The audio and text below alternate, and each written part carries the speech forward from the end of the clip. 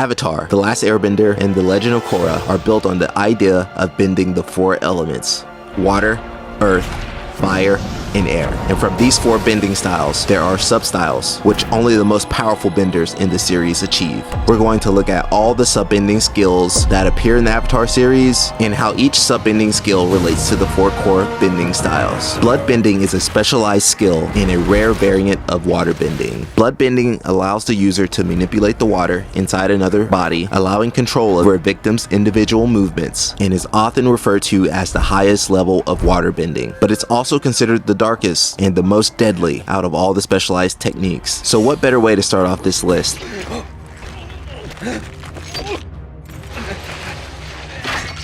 Given its extreme nature, only a handful of waterbenders have demonstrated the ability to bloodbend, with most of them needing a full moon, which is when a waterbender's powers are at its peak. I'll teach you a lesson. The first sub-bending ability we actually see in Avatar, The Last Airbender, is healing. By drawing upon the life-giving properties of water, some waterbenders are able to heal physical wounds and even illness. However, healing has its limits. It can't be used to treat Toph's blindness or Zuko's scars, and it can't heal internal injuries unless water from the Spirit Oasis is used. But it can be used to detect where chi flow is blocked, although it can't undo the blockage in a bender's chi. Can you fix it?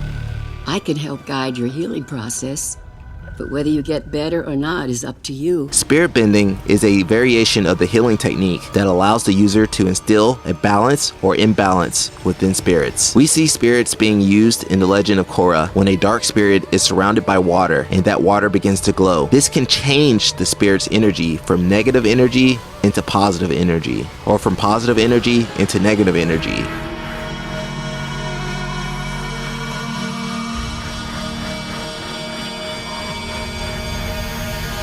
Lavabending is a specialized earth bending technique that allows a bender to manipulate molten earth. Throughout the series, lavabending has been used to create and stop volcanoes, so it's probably one of the more destructive bending skills on this list.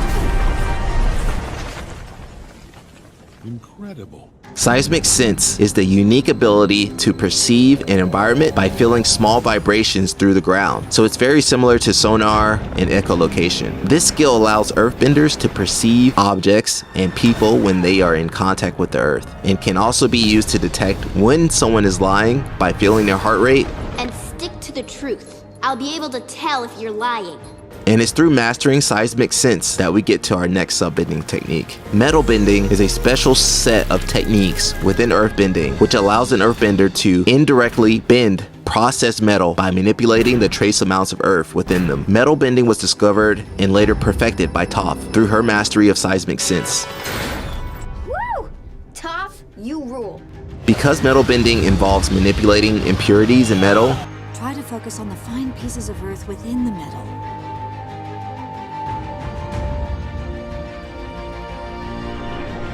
and we can't talk about metal bending without mentioning these next few skills. Lightning generation is a sub-skill of firebending that allows the user to produce and guide a bolt of lightning from their fingertips. This works by separating the positive and negative energies, aka yin and yang, internally before directing it up through the arm and out the fingertips. Lightning's biggest drawback is that it can take longer time to initiate than standard fire attacks, but it makes up for this by being more destructive. Lightning redirection allows the bender to absorb lightning into their body as energy and release it in another direction. A waterbender lets their defense become their offense, turning their opponent's energy against them.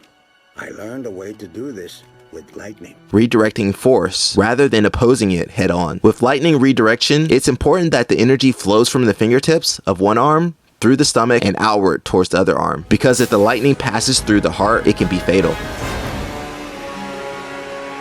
Combustion bending is a form of telekinetic firebending, and arguably the least understood sub-bending skill on this list. However, we do know that combustion users channel their chi through their forehead, which is marked by a third eye tattoo. Unlike conventional firebending that produces a flame from the body, combustion bending creates a powerful beam that explodes upon contact with a solid surface. For being such a powerful skill, its weaknesses are hard to overlook.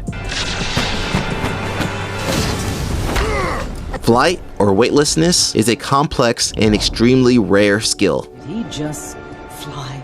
that's only been demonstrated by 2 airbenders, and it's referred to as the highest level of airbending. The mechanics of flying aren't really explored. However, it's believed that users have to let go of their earthly tether and achieve true freedom in order to achieve this skill. And last on our list, we have spiritual projection. Spiritual projection allows one spirit to move through the physical realm in an intangible form. So, like a ghost. How are you here right now? Shh, quiet. It's a high-level airbender move, with a little spiritual stuff thrown in. Spirit projections require a silent environment, free from distractions, and a great amount of focus. So it's probably not the most useful skill in a battle, but it's great for gathering information and infiltration. And if I missed anything, please let me know in the comments below.